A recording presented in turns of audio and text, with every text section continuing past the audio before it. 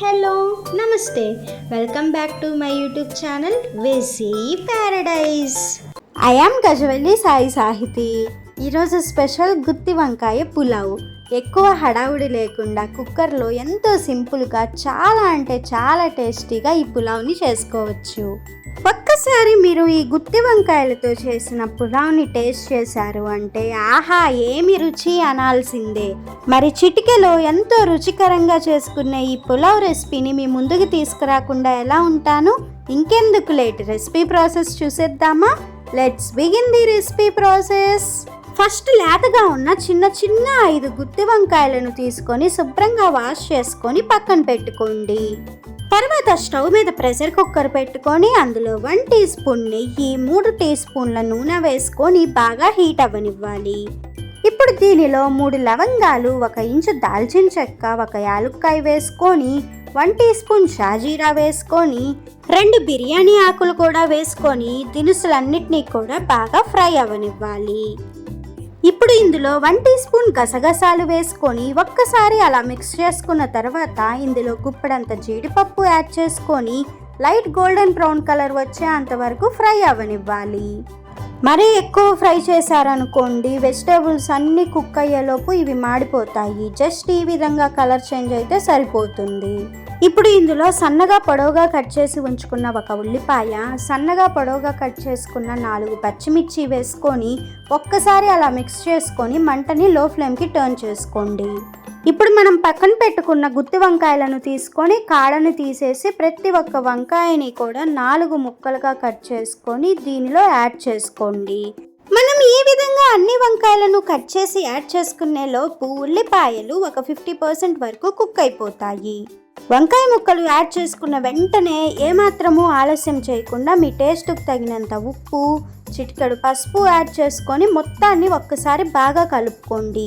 ఇలా చేయటం వల్ల వంకాయలు కండ్రెక్కకుండా పర్ఫెక్ట్గా కుక్ అవుతాయి. ఇప్పుడు లో టు మీడియం ఫ్లేమ్ మీద మధ్య మధ్యలో కలుపుకుంటూ వంకాయలను 50% కుక్ అవ్వనివ్వాలి.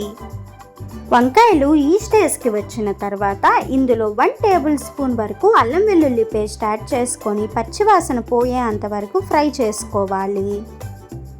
తర్వాత ఇందులో మీ స్పైస్ లెవెల్స్ని బట్టి కారం, 1 టీ స్పూన్ ధనియాలు జీలకర్ర కలిపి చేసిన powder, 1 teaspoon garam masala, 1 teaspoon biryani masala వేసుకొని 1 మినిట్ లో ఫ్లేమ్ మీద ఫ్రై చేసుకోవాలి. ఇలా చేసుకోవటం వల్ల మసాలాలలో ఉన్న పచ్చివాసన మొత్తం పోతుంది. బిర్యానీ మసాలా అయితే కంప్లీట్లీ ఆప్షనల్, ఉంటే యాడ్ చేసుకోండి లేకపోతే స్కిప్ చేయండి. తర్వాత ఇందులో 1/4 కప్పు పెరుగు యాడ్ చేసుకొని ఒక్కసారి అలా మిక్స్ చేసుకొని వంకాయలు 90% కుక్ అయ్యే వరకు వెయిట్ చేయాలి. మనము ఇప్పుడే ఓవర్ కుక్ చేసాము అంటే వంకాయలు చిదురు అయిపోతాయి, అందుకే జస్ట్ 90% సరిపోతుంది.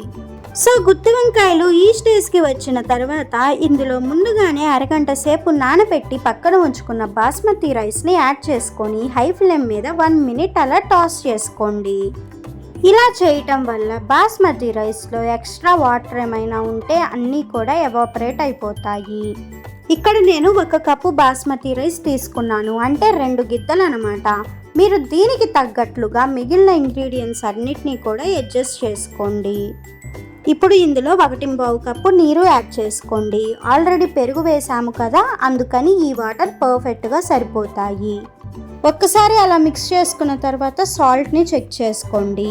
తర్వాత ఇందులో సన్నగా చాప్ చేసి ఉంచుకున్న 1 గుప్పెడంత కొత్తిమీర యాడ్ చేసుకొని మరొక్కసారి కలుపుకొని వాటర్ని ఇలా మరగటం స్టార్ట్ అవ్వనివ్వాలి.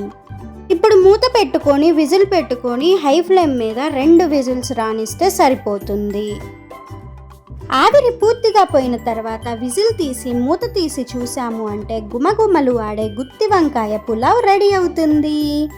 దీనిని వేడివేడిగా సర్వ్ చేసుకున్నా, చల్లారిన తర్వాత తిన్నా, అంతెందుకు లంచ్ బాక్స్లోకి సర్వ్ చేసుకున్నా తిన్న తర్వాత ఆహా ఏమి రుచి అని తెలియకుండానే అనేస్తారు.